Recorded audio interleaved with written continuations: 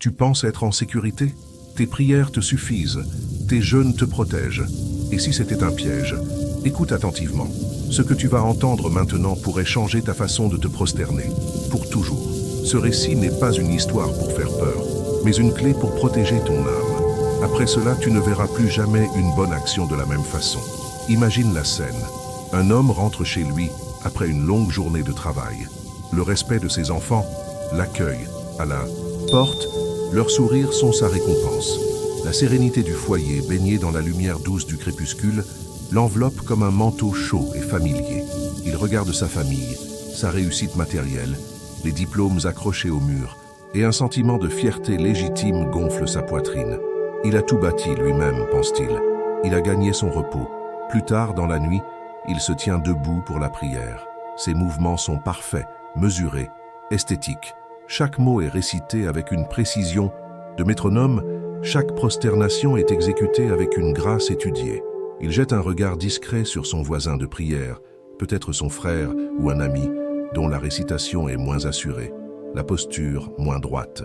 Une pensée traverse son esprit, rapide comme l'éclair, toxique comme un venin. Une pensée de supériorité. Il se sent plus proche de Dieu. Il se sent à l'abri du besoin, à l'abri du jugement. Cet homme, c'est un archétype. Il pourrait être n'importe qui. Il pourrait être toi. Il pourrait être moi.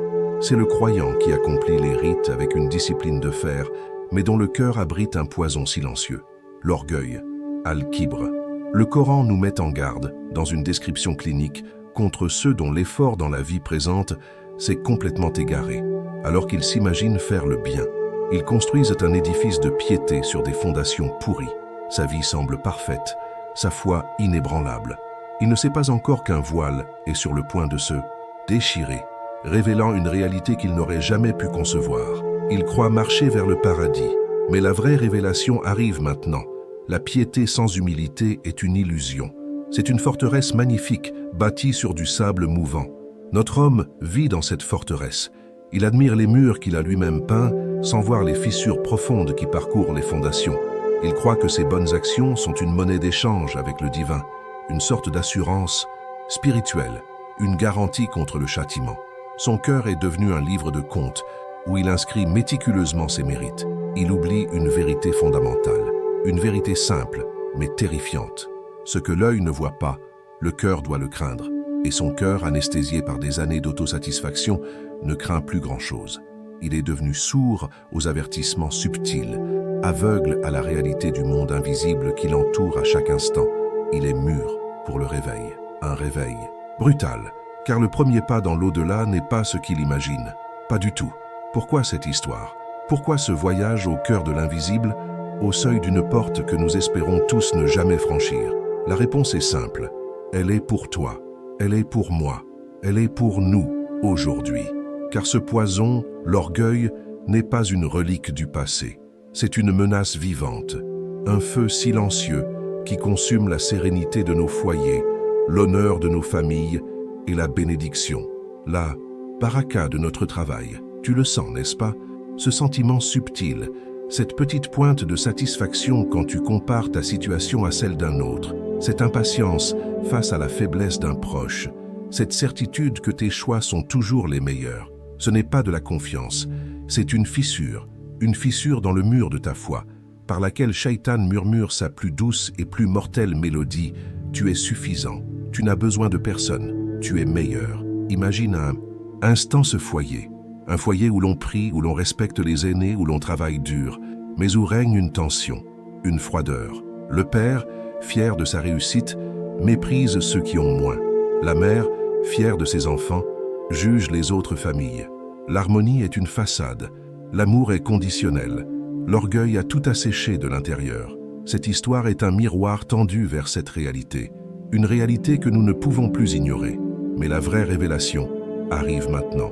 Ce récit n'est pas une condamnation, c'est une promesse de transformation, la promesse d'un voyage intérieur de la poussière vers le bouclier. Nous sommes tous issus de la poussière, d'une goutte d'eau insignifiante. L'humilité, c'est se souvenir de cette origine. L'orgueil, c'est l'oublier. Il nous construit une armure de verre, brillante et fragile, qui éclate au premier choc avec la réalité divine. Notre but, ensemble, est de briser ce verre, et de forger à la place un véritable bouclier. Bouclier n'est pas fait de métal, il n'est pas lourd, il est fait de conscience, de miséricorde et de souvenir de Dieu. C'est le bouclier de l'humilité sincère. Il ne sert pas à attaquer, mais à protéger le cœur, à le protéger des murmures de l'ego, de la comparaison incessante, du mépris de l'autre. Dans les moments qui suivent, nous allons apprendre à forger ce bouclier, pièce par pièce. Pour cela, nous devons comprendre l'ennemi. Nous devons regarder en face ce que notre croyant arrogant va découvrir. C'est un contrat que je passe avec toi, un contrat de lucidité. Nous allons traverser ensemble les voiles de l'invisible, non par curiosité morbide, mais par nécessité spirituelle, pour comprendre la conséquence afin de chérir la cause de l'humilité. Je te le dis avec la plus grande prudence et le plus grand respect. Les scènes que nous allons évoquer sont issues de nos textes sacrés. Elles sont graves, elles sont puissantes. Ma voix ne cherchera jamais le sensationnalisme. Elle cherchera la précision. Chaque description du feu, de ses habitants ou de ses châtiments sera ancrée dans une parole du Coran ou dans un hadith authentique, comme ceux rapportés dans les recueils de Bukhari et Muslim. Nous ferons toujours la distinction claire entre la révélation, qui est une vérité absolue, et l'illustration narrative, qui sert simplement de véhicule pour rendre cette vérité accessible à nos cœurs. Ce n'est pas un spectacle, c'est une étude, une méditation profonde sur notre propre fragilité. Tu dois savoir que la description la plus effrayante n'est pas celle de la douleur physique, c'est celle d'un vêtement, et nous allons voir de quoi il est fait dans un instant. Notre voyage a donc un double objectif, une double promesse. D'abord, comprendre la vérité eschatologique sur l'orgueil, telle que nos sources la décrivent, sans phare et sans exagération. C'est la part de la connaissance, la part de la lumière qui dissipe l'ignorance. Ensuite, et c'est le plus important, extraire de cette connaissance une sagesse pratique, une action concrète à appliquer dès ce soir, dans ta prière, dans tes relations familiales, dans ton fort intérieur. C'est la part du bouclier, la part de la protection. Chaque prosternation est un pas loin du feu, mais seulement si elle est accomplie avec un cœur qui se souvient qu'il n'est que poussière, un cœur humble. Ce que je te promets, ce n'est pas une histoire pour faire peur, c'est une vérité pour réveiller, une connaissance issue de nos sources les plus pures et une application concrète pour protéger ton cœur, ta famille et ton avenir. Une vérité révélée et un outil pratique. Restons ensemble, car la première porte de l'au-delà est sur le point de grincer, et le son qu'elle produit va tout changer. Imagine la scène. Notre homme vient de terminer sa prière du soir dans le confort silencieux de son appartement. Tout est ordre, tout est pureté. Son tapis de prière est orienté avec une précision millimétrique. Ses vêtements sont impeccables. Il lève les mains pour l'invocation et ses lèvres murmurent des paroles apprises. Mais son cœur est ailleurs. Il est dans la contemplation de sa propre droiture. Il se sent en sécurité, protégé. Il jeûne les lundis et jeudis. Il donne une aumône calculée. Il ne manque jamais une prière à l'heure. En se relevant, son regard croise le reflet de son visage dans une vitre. Un sourire subtil se dessine, un sourire de satisfaction. Il pense à ses collègues de travail, si perdus dans les futilités de ce monde. Il pense à ce voisin qui peine à joindre les deux bouts, se disant qu'il n'a sûrement pas fait les bons efforts. Il se compare, et il se trouve meilleur. Il ne le sait pas encore, mais il est déjà enchaîné. L'orgueil est une prison invisible. Le Coran évoque une catégorie de gens dont l'effort dans la vie présente s'est égaré, alors qu'ils s'imaginent faire le bien. C'est de lui qu'il s'agit. Sa piété, si belle en apparence, est un édifice sans fondation, un château de sable spirituel, prêt à s'effondrer au premier souffle de la réalité. Cet homme, il pourrait être notre voisin, il pourrait être un membre de notre famille, il pourrait, à Dieu ne plaise, être une partie de nous-mêmes, cette part qui se réjouit secrètement de ses propres bonnes actions. Ce sentiment de supériorité est un poison lent. Il corrompt l'intention, la source même de toute valeur aux yeux de Dieu. Chaque acte de dévotion, au lieu de le rapprocher du Créateur, nourrit simplement son propre ego. Tu le sens, n'est-ce pas? Ce danger subtil qui nous guette tous. Mais la vraie révélation arrive maintenant. Alors qu'il se prépare à dormir, une présence emplit la pièce. Ce n'est pas une vision terrifiante comme dans les films, c'est une certitude froide, irréversible. L'ange de la mort est là, pas pour négocier, pas pour débattre, simplement pour exécuter un ordre divin. Notre homme cherche dans son répertoire mental toutes les invocations, toutes les sourates qu'il a mémorisées. Il s'attend à un accueil serein, celui promis aux croyants.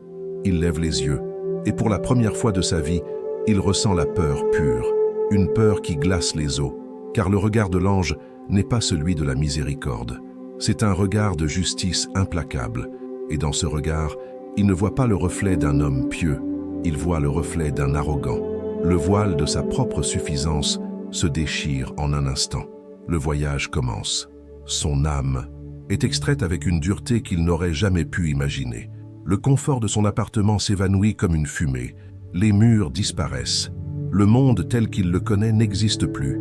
Il est maintenant dans le barzakh, le monde intermédiaire, et des anges aux visages sombres et sévères l'entourent. Leurs paroles ne sont pas des paroles de bienvenue. Ce sont des annonces de châtiment. Ils crient, ils protestent. Mais j'ai prié, j'ai jeûné, j'ai donné.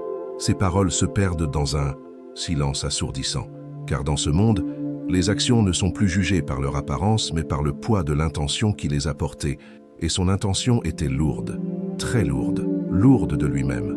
On le conduit vers une porte immense, d'une noirceur qui semble absorber toute chose. Il entend un grincement, un son qui n'est pas de ce monde, un son de métal rouillé depuis des millénaires, qui s'ouvre sur une chaleur suffocante. Un hadith authentique nous apprend que l'enfer possède 7 portes. Chacune est réservée à une catégorie spécifique de pécheurs. Et notre homme comprend, avec une terreur qui le paralyse, qu'une de ces portes est pour les orgueilleux. C'est la première confrontation avec la réalité du châtiment. Ce n'est pas une métaphore, ce n'est pas une simple menace. C'est un lieu, une destination. Et le simple souffle qui s'en échappe est déjà une torture insupportable. Ce souffle est appelé le samoum, un vent brûlant qui pénètre les pores de la peau. Imagine la scène. Il n'est même pas encore à l'intérieur et déjà la souffrance commence.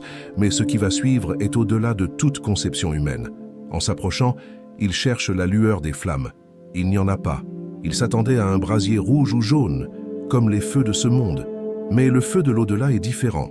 Un hadith rapporté par At-Tirmidhi nous en donne une image saisissante. Le prophète, que la paix et les bénédictions soient sur lui, a expliqué que le feu de l'enfer a été attisé pendant 1000 ans jusqu'à devenir rouge, puis 1000 ans jusqu'à devenir blanc, puis encore 1000 ans jusqu'à devenir noir. Il est maintenant d'un noir absolu, ténébreux. C'est une obscurité qui brûle, un feu qui ne produit aucune lumière. Pense à cela un instant. Le feu que nous connaissons est une source de lumière et de chaleur.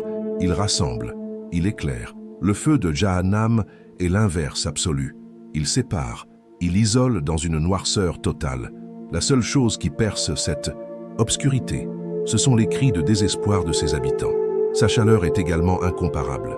Le prophète nous a informé que le feu de ce monde n'est qu'une des 70 parties du feu de l'enfer. Chaque partie est aussi chaude que le feu terrestre tout entier.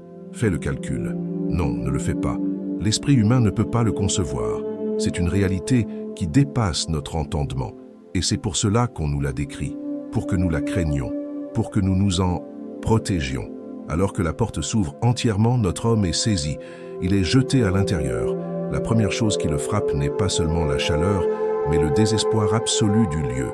Et il voit son vêtement, le fameux vêtement dont nous avons parlé. Le Coran décrit ce moment dans la sourate Al-Hajj. Pour ceux qui ont mécru, on taillera des vêtements de feu. Ce ne sont pas des habits de tissu qui brûlent. Le feu lui-même est leur vêtement. Il colle à leur peau. Il fait partie d'eux. La réalité de son péché prend une forme physique. Son arrogance, qui était un voile invisible sur son cœur dans la vie d'ici-bas, est devenue un vêtement de feu visible qui le consume dans l'au-delà. C'est la justice parfaite d'Allah. Le châtiment est de la même nature que la faute. Il voulait s'élever au-dessus des autres par orgueil, il est maintenant rabaissé par un châtiment humiliant. Et le combustible de ce feu, écoute bien ceci. Le Coran nous dit, dans la sourate Al-Baqarah, que son combustible, ce sont les hommes et les pierres. Les savants comme Ibn Kathir expliquent que cela montre l'intensité et la puissance de ce feu, capable de consumer ce que les feux terrestres ne peuvent être consumés. Les corps des pécheurs deviennent eux-mêmes une partie du châtiment, alimentant le brasier qui les torture. Il regarde autour de lui, dans cette obscurité brûlante. Il cherche un visage connu. Il s'attendait à voir les grands tyrans de l'histoire, les pharaons, les oppresseurs, connus de tous. Mais les premiers visages qu'il reconnaît à travers les vagues de chaleur et de douleur sont ceux de gens comme lui, des gens qui priaient, des gens qui lisaient le Coran, des gens qui paraissaient pieux. Et la raison de leur présence ici allait glacer son âme bien plus que le feu lui-même. Il les reconnaît, pas tous bien sûr, mais certains. Ce sont les visages de ceux qui, sur terre, étaient considérés comme des piliers de la communauté, des exemples de réussite et de piété. Le premier qu'il voit est un homme qui est mort en martyr. Sur terre, on a chanté ses louanges, on a raconté son courage. Il pensait, il était certain, que sa place au paradis était garantie, scellée par son propre sang. Pourtant, il est là, dans les flammes. Le croyant orgueilleux, notre personnage, entend une voix qui n'est pas une voix, une conscience qui n'est pas la sienne, lui expliquer la scène. C'est la scène du jugement, celle que cet homme a vécue juste avant d'être jeté ici. Le prophète, que la paix et les bénédictions soient sur lui, nous a rapporté ce moment terrible dans un récit authentique. L'homme est amené devant son Seigneur, qui lui rappelle tous ses bienfaits. L'homme les reconnaît. Puis, Dieu lui demande, « Qu'as-tu fait de ces bienfaits ?» L'homme répond, plein de confiance, « J'ai combattu pour ta cause, jusqu'à ce que je tombe en martyr. » La réponse divine tombe, comme un coup près. « Tu as menti. » Imagine le choc, la terreur. La réponse continue. « Tu as combattu pour qu'on dise de toi, quel héros !» Et cela a été dit. L'ordre est alors donné. Et les anges le traînent par le visage pour le jeter dans le feu. Son intention n'était pas pure. Son sacrifice était pour la gloire des hommes, pas pour la gloire de Dieu. Son cœur était malade. Notre homme regarde cette scène et son propre cœur se serre. Il comprend. Puis, il voit une autre silhouette, un savant, un homme qui, sur terre, passait ses jours et ses nuits à étudier le Coran, à apprendre la science religieuse et à l'enseigner aux autres. Les gens venèrent de loin pour écouter ses paroles. Sa bibliothèque était immense, sa réputation encore plus grande. Lui aussi pensait bâtir un palais au paradis avec chaque livre qu'il lisait, chaque leçon qu'il donnait. Et pourtant, il est là. La même scène se déroule. Il est amené devant son Seigneur. « Qu'as-tu fait de la science que je t'ai donnée ?» lui demande-t-on. « J'ai appris et enseigné pour toi. J'ai récité le Coran pour... » « Toi, répond-il avec l'assurance de celui qui a consacré sa vie au savoir. La réponse divine est la même, implacable. Tu as menti. Tu as appris pour qu'on dise de toi, quel savant. Et tu as récité le Coran pour qu'on dise, quel récitateur. Et cela a été dit. L'ordre est donné. Les anges le saisissent. Il est traîné lui aussi, et jeté dans le feu. Le savoir qui aurait dû être sa lumière est devenu la preuve de sa condamnation. L'admiration des gens fut sa récompense terrestre, et il n'a plus rien à attendre dans l'au-delà. La leçon devient de plus en plus claire, terrifiante. Un troisième visage apparaît dans la fournaise, celui d'un homme riche, connu pour sa générosité. Il donnait sans compter. Il finançait des projets, nourrissait les pauvres, construisait des mosquées. Son nom était sur toutes les lèvres comme un exemple de charité. Il se voyait déjà, au jour du jugement, protégé par l'ombre de son aumône. Mais il est là, avec les autres. Le dialogue est le même. Le Seigneur lui rappelle la richesse immense qu'il lui avait accordée. « Qu'en as-tu fait ?» L'homme répond « Je n'ai laissé aucune voie dans laquelle tu aimes que l'on dépense sans y avoir dépensé pour ta cause. » Et pour la troisième fois, la vérité éclate. Tu as menti. Tu as donné pour qu'on dise de toi « Quel homme généreux !» Et cela a été dit. Son sort est scellé. Il est traîné et précipité dans le châtiment pour lequel il pensait avoir acheté une protection. Sa générosité était un spectacle, une performance. L'intention était souillée par le désir d'être vu, d'être loué. Notre croyant regarde ces trois hommes, ces trois archétypes de la piété apparente, et il se voit en chacun d'eux. Il se souvient de ses prières, faites un peu plus longues quand quelqu'un regardait. Il se souvient de ses aumônes, données avec un sentiment de supériorité. Il se souvient de ses paroles de sagesse, partagées non pas pour guider, mais pour impressionner. Il comprend que son péché n'est pas une simple désobéissance. C'est quelque chose de bien plus profond. Il a essayé de voler à Dieu ce qui n'appartient qu'à lui. La louange, la gloire, la reconnaissance. C'est une forme d'associationnisme caché, le shirk de l'intention. C'est le poison qui a rendu toutes ces bonnes actions vaines. Mais la vraie révélation arrive maintenant. Alors que cette prise de conscience le submerge, une faim et une soif atroces le saisissent. Une faim qui ne ressemble à rien de ce qu'il a connu. Une soif qui assèche l'âme. Autour de lui, les habitants de ce lieu se tordent. non seulement de la douleur du feu, mais aussi de ses tourments intérieurs. On leur présente alors leur nourriture. C'est un arbre maudit qui pousse du fond de la fournaise. Le Coran le nomme l'arbre de Zakoum. Ses fruits ressemblent à des têtes de démons. L'odeur est immonde, la vue est terrifiante. Poussés par une faim insoutenable, ils sont forcés de s'en nourrir. Dès qu'ils en mangent, comme le décrit la sourate ad-Dukhan, cela se met à bouillir dans leur ventre, comme du métal en fusion, comme de l'huile bouillante. Ce n'est pas une nourriture qui apaise, c'est un châtiment qui se consume de l'intérieur, qui déchire les entrailles. La justice divine est parfaite. Celui qui s'est nourri de l'illicite sur terre, qui a bâti sa fortune sur l'injustice, qui a mangé la réputation des autres par la médisance, se nourrit maintenant de la matérialisation de ses péchés. Tu le sens, n'est-ce pas? La connexion directe entre l'acte et sa conséquence. Puis vient la soif. Pour apaiser le feu dans leur ventre, ils réclament à boire. On leur apporte alors une boisson. Mais ce n'est pas de l'eau. Le Coran la nomme Gassak et Hamoum. C'est une eau bouillante, mêlée au pus et au sang qui s'écoule des peaux des autres suppliciés. Une boisson fétide, brûlante, qui, loin de soulager, augmente le supplice. Elle leur est versée sur la tête, faisant fondre ce qu'il y a à l'intérieur de leur corps ainsi que leur peau. Ceux qui, sur terre, ont abreuvé les autres de paroles blessantes, qui ont semé la discorde avec leur langue, qui ont consommé l'alcool pour oublier leurs devoirs envers leur Créateur, boivent maintenant le fruit de leurs propres actions. Chaque gorgée est un rappel de leur transgression. Il n'y a aucune injustice. C'est le miroir de leur vie passée. Notre homme observe tout cela. Il le vit. Et au milieu de cette horreur absolue, une seule pensée, une seule question finit par percer le chaos de sa souffrance. Pourquoi? Pourquoi tout cela? Il priait, il jeûnait, il donnait. Il ne faisait pas partie des grands criminels de l'histoire. Quelle était donc la racine, le point de départ de sa chute? C'est là que le voile se déchire complètement. La réponse lui apparaît avec une clarté aveuglante. Il se souvient d'une parole du prophète, que la paix soit sur lui. Une parole qu'il avait entendue des dizaines de fois, qu'il avait peut-être même citée, mais dont le sens ne l'avait jamais vraiment atteint. N'entrera pas au paradis quiconque a dans son cœur le poids d'un atome d'orgueil. Un atome, le poids d'une graine de moutarde. Un atome, c'était donc ça.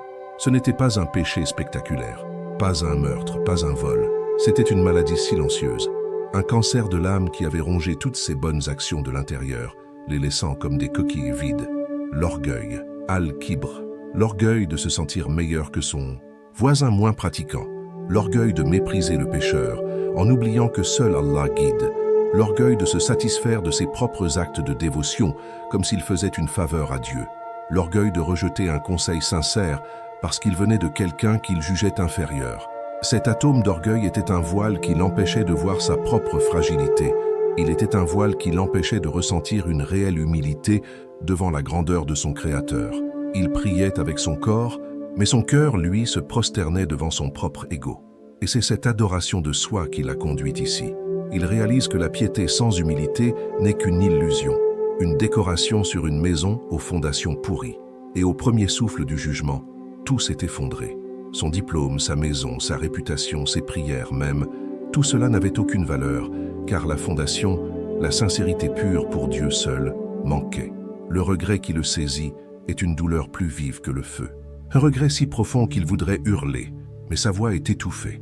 Il voudrait revenir en arrière, juste une seule seconde sur terre pour faire une seule prosternation, avec un cœur brisé et sincère. Une seule prosternation qui pèserait plus lourd que toute une vie de prières arrogantes. Mais c'est trop tard. La porte du retour est fermée, pour toujours. Maintenant, écoute bien. Cette histoire n'est pas un conte pour effrayer. C'est un miroir. La question n'est pas de savoir si ce personnage est réel. La question est de savoir à quel point il nous ressemble. Comment ce poison, l'orgueil, s'infiltre-t-il dans nos vies aujourd'hui, dans nos foyers, dans notre rapport avec notre famille, nos amis, nos collègues? L'orgueil, c'est ce qui transforme une discussion en dispute. C'est ce qui nous empêche de dire « pardonne-moi » à notre conjoint, à nos parents, à nos enfants. C'est ce qui nous fait sentir secrètement supérieurs à cause de nos origines, de notre niveau, d'études, de notre pratique religieuse ou de notre situation matérielle. C'est le démon qui murmure « tu vaux mieux qu'eux ». Ce feu dont nous parlons, sa chaleur se fait déjà sentir ici-bas. Il ne brûle pas la peau, mais il brûle la baraka, la bénédiction. Il consume la paix des foyers. Il gèle les cœurs et crée des distances entre les êtres qui devraient s'aimer. La sérénité d'un foyer musulman, ce sakuna que nous cherchons tous, est incompatible avec l'arrogance d'un seul de ses membres. Le châtiment de l'au-delà est la manifestation d'une réalité spirituelle déjà présente ici. Ne le vois-tu pas? L'orgueilleux est déjà seul, isolé dans la prison de son ego, même s'il est entouré de monde. Il est déjà en train de se nourrir de poison, car ses relations sont toxiques. Il boit déjà une eau amère, car il ne goûte jamais à la douceur de l'humilité et du véritable amour fraternel. Ce voyage en enfer a commencé bien avant la mort. Il a commencé le jour où l'homme a commencé à s'admirer lui-même. Le jour où sa prosternation est devenue une gymnastique et non une soumission. Le jour où il a oublié que tout ce qu'il possède, de sa santé à sa foi, est un pur don de la miséricorde d'Allah et qu'il n'a absolument aucun droit de s'en enorgueillir. Le but de ce récit n'est donc pas de nous laisser dans la terreur paralysante. Au contraire, c'est de nous réveiller, c'est de nous donner les clés pour déceler cet ennemi intérieur et pour construire, dès aujourd'hui, ici-bas, notre bouclier contre ce feu, car ce bouclier existe. La protection est à notre portée, et elle se trouve dans l'antidote même de l'orgueil. Cet antidote, c'est l'humilité, tout simplement. C'est un mot que notre époque a vidé de sa force, le confondant avec la faiblesse ou l'humiliation. Mais dans la balance divine, l'humilité est une forteresse. C'est la conscience aiguë, permanente, que nous ne sommes rien sans lui, que chaque souffle, chaque battement de cœur, chaque bonne action est un cadeau de sa part, et non notre accomplissement. L'humilité est une lucidité. C'est voir le monde tel qu'il est, et se voir soi-même à sa juste place, une créature fragile, dépendante, en quête de la miséricorde de son Créateur. Comment construire ce bouclier? La première brique se pose 5 fois par jour. Imagine la scène. Quand tu poses ton front sur le sol, dans l'acte de prosternation, le sujud, tu accomplis le plus grand acte de guerre contre ton propre ego. Tu places la partie la plus noble de ton corps, le siège de ton intelligence et de ton identité, plus bas que ton cœur. Tu l'enfonces dans la poussière. Tu le sens, n'est-ce pas? C'est une déclaration physique, un serment silencieux. Ô mon Seigneur, je ne suis rien, et tu es tout. Chaque prosternation sincère est un pas qui t'éloigne du feu, mais ce bouclier ne se forge pas seulement sur le tapis de prière, il se teste et se renforce au cœur de la vie, dans nos foyers. L'humilité, c'est ce qui te permet de demander pardon à ton épouse ou à ton mari, même si tu penses avoir raison. C'est ce qui t'inspire à honorer tes parents, même lorsque leur âge les rend difficiles. C'est la patience avec laquelle tu réponds à la question d'un enfant pour la 10e fois. C'est le service rendu à un frère ou une sœur, sans rien attendre en retour, pas même un merci. C'est là que le combat est réel. La vraie révélation est peut-être celle-ci. Le châtiment de l'orgueilleux commence par la privation de la douceur, des relations humaines. L'humilité, elle, est la clé qui ouvre les cœurs. Elle éteint les conflits avant qu'ils ne s'embrasent. Elle transforme une maison en un havre de paix, un lieu de sakuna, de sérénité descendu du ciel. Tu veux protéger ta famille, protège-la de ton propre ego. Sois le premier à servir, le premier à pardonner, le dernier à te mettre en colère. Le prophète, que la paix et les bénédictions soient main sur lui, nous a enseigné une vérité profonde. N'entrera pas au paradis quiconque a dans son cœur le poids d'un atome d'orgueil. Un atome, c'est une mesure qui nous force à l'introspection la plus totale. Un seul regard de mépris, une seule pensée de supériorité, une seule parole blessante qui vient de notre ego peut alourdir la balance du mauvais côté. La vigilance doit être constante. L'arme pour cela est l'invocation, le dhikr, et surtout la demande de pardon, l'istighfar. Demander pardon à Dieu, c'est reconnaître sa propre imperfection. Et c'est le début de l'humilité. Imagine ton cœur comme une terre, un jardin secret que toi seul et ton Créateur connaissez.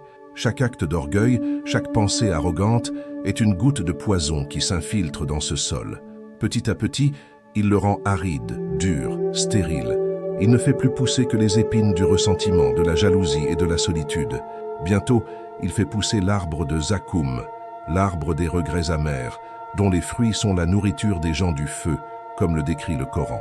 L'humilité, au contraire, est une pluie douce et pure. Chaque prosternation, chaque pardon, chaque service désintéressé est une goutte de cette pluie bienfaisante.